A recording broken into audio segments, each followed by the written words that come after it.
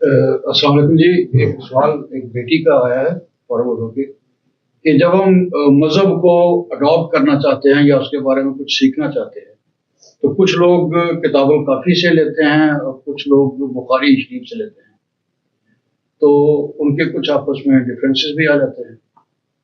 تو کسی کتاب کی اتھینٹسٹی اس کو کیسے دیکھا جائے گا؟ آپ اس کے بارے میں کیا؟ بخاری اور کافی جی دونوں کتابیں دین کی کتابیں نہیں ہیں، تاریخ کی کتابیں. تو اس وجہ سے دین تو قرآن سے لیں یا سنت سے، یہ دونوں کتابیں تاریخ کی ہیں. آپ غلط جگہ چلے گئے ہیں. تاریخ کے معاملے میں آتھینٹسٹی کوئی نہیں ہوتی. زیادہ سے زیادہ یہ ہے کہ میری تحقیق یہ ہے، آپ کی تحقیق یہ ہے، اس سے آگے کچھ نہیں ہوتا. تو یہ ہسٹری ہے بنیادی طور پر. لوگوں نے غالباً کبھی امام بخاری کی کتاب اٹھا کے اس کا ٹائٹل بھی نہیں دیکھا. یہ جو بات میں عرض کر رہا ہوں انہوں نے ٹائٹل پہ لکھی ہوئی.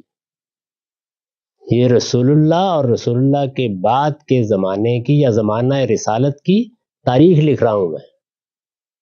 انہوں نے کوئی غلطی نہیں کی. ہم نے اس کو مذہب کی کتاب بنا لی. ہسٹری کی کتاب ہے. اس ہسٹری کی کتاب میں بہت سی چیزیں زیر بحث آئی ہیں. ان کو ہم پڑھیں گے، ان کی تحقیق کریں گے. ان کے بارے میں آخری درجے میں بھی اگر کوئی آدمی یہ کہے کہ میرا پوری طرح اطمینان ہو گیا ہے فلاں بات کے اوپر، وہ اطمینان بھی خود امام بخاری کے بقول زیادہ سے زیادہ کیا ہے؟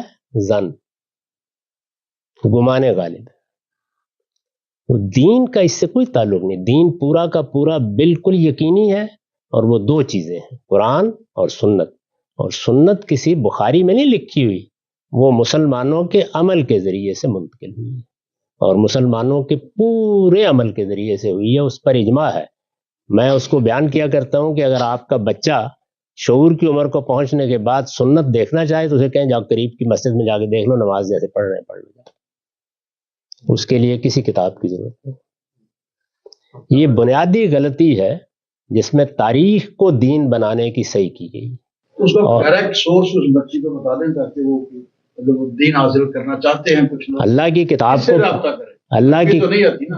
اللہ کی کتاب کا ترجمہ لیں. دنیا کی ہر زبان میں ترجمہ ہو چکا ہے، اور اس کو پڑھیں.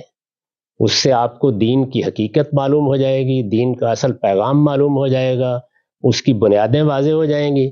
سنت کا جہاں تک تعلق ہے، میں نے عرض کیا کہ اس کا ماخذ ہے مسلمانوں کا اجماع. میں نے یہ خدمت انجام دے دی ہے کہ اس اجماع سے حاصل کر کے اس کو میں نے لکھ دیا. وہ بالکل ایک صفحے کے اوپر میں نے اس کی فہرست بنا دی. تو اگر اس سے کوئی مدد حاصل ہو سکتی ہے تو کر لیں، اور اگر مجھ سے نہیں مدد لینی تو مسلمانوں کے اجماع سے جا کر اخذ کر لیں. ہو گیا. بالکل متفق علیہ، کوئی ادنا درجے کا اختلاف نہیں. انڈرسٹینڈنگ کے مسائل میں جس طرح قرآن کو سمجھنے میں بعض چیزیں مختلف ہی ہو جاتی ہیں اس پر، اور وہ انڈرسٹینڈنگ کے مسائل، اور کوئی چیز نہیں. حدیث کی صحت کے اوپر سوال ہے. آپ کئی دفعہ اعتراضات وغیرہ میں آپ نے ذکر کیے کہ کچھ صحیح بخاری میں، مسلم میں، جس کو لوگ ایز اے ہول ہمیشہ قرآن کے بعد سب سے صحیح کتابیں سمجھتے ہیں، اس میں ہم نے کئی دفعہ تنقید کی ہے چین وغیرہ پہ، جو اسماء الرجال وغیرہ. اس کے اندر جب آپ ایک حدیث کو کرٹیسائز کرتے ہیں، اس کی چین کو کرٹیسائز کرتے ہیں، جس طرح میں نے آپ سے پہلے بھی کہا تھا حضرت عائشہ کی عمر فار ایگزامپل، میں نے جب اس وقت اس کو دیکھا تھا تو میرا ذہن نہیں مانتا تھا کہ میرے نبی نے ایک بچی سے نکاح کیا. اس وجہ سے میرے دل میں ایک شک پیدا ہوا. پھر وقت کے ساتھ ساتھ جب میں نے علم حاصل کیا، میں نے اس چین کو دیکھا وغیرہ وغیرہ، تو اس میں آپ کا استدلال بھی کام آیا. جب آپ ایسی چیز کو دیکھتے ہیں تو آپ کے ذہن میں ایک شاید فلسافیکل سوال کیا، انہیرنٹلی بنیادی طور پہ اس کا متن برا آپ کے لیے برا تھا کہ یہ میرا نبی بچی سے شادی نہیں کر سکتا، یا آپ اس متن کو ایکسپٹ کرنے کے لیے تیار تھے اگر آپ کو چین مطمئن کر دیتی. اور یہ اسی طرح مسلم حدیث جو ہے ازواج مطہرات کے بارے میں، جہاں نبی پاک نے آتا ہے کہ شادی کی فوراً ان کے ساتھ رات گزاری. تو یہ جو چیزیں ہیں، یہ جو احادیث ہے اس کو کیسے آپ مطلب. میں نے اپنی کتاب میزان میں جہاں مبادی تدبر حدیث بیان کیے ہیں وہاں پر یہ بتایا ہے کہ ہمارے ہاں محدثین نے جو سند کو، جس کو آپ چین کہہ رہے ہیں، اس کو دیکھنے کے لیے جو اصول متعین کیے ہیں وہ میرے نزدیک بالکل صحیح ہیں. ان میں نہ ایک حرف کا اضافہ کرنے کی ضرورت ہے، نہ کوئی کمی کرنے کی ضرورت ہے. ان کا اطلاق کرنے میں اختلاف ہو جاتا ہے بعض اوقات، وہ بغیر کسی تعصب کے اور بے لاگ طریقے سے کرنا چاہیے.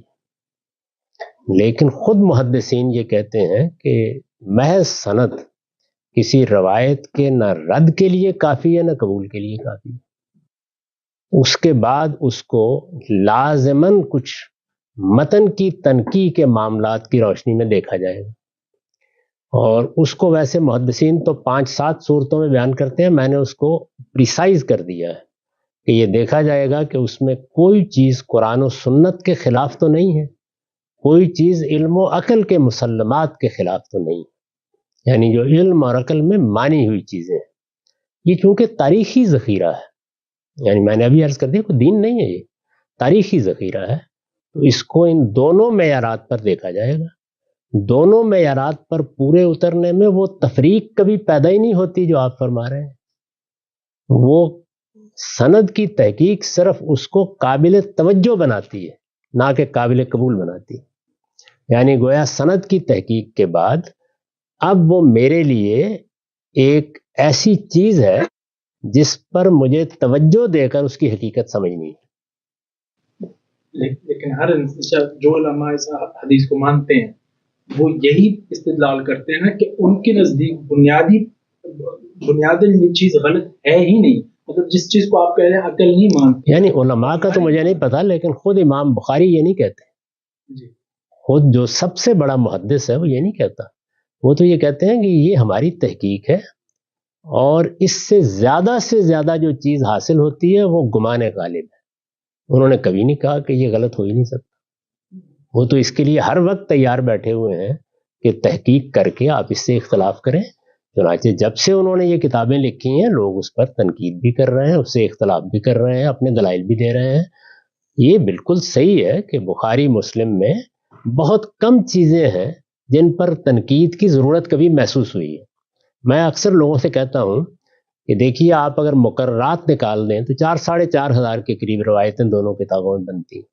ان 4-4.5 ہزار میں ہم لوگوں نے بھی جو تنقیدات کی ہیں ان کو شامل کر کے پچھلی 14 صدی تو نہیں کہنا چاہیے، 4 تو گزر چکی تھی، 1000 سال بھی آپ مان لیں، 1000 سال کے اندر کل جن روایتوں کو قابل تنقید سمجھا گیا ہے یا سمجھا جا سکتا ہے وہ 200 سے زیادہ نہیں. میرا تو خیال ہے کہ بہت بڑا خراج تحسین ہے کسی مصنف کے لیے اور کسی کام کرنے والے کے لیے. تو اس کو ایسے دیکھنا چاہیے.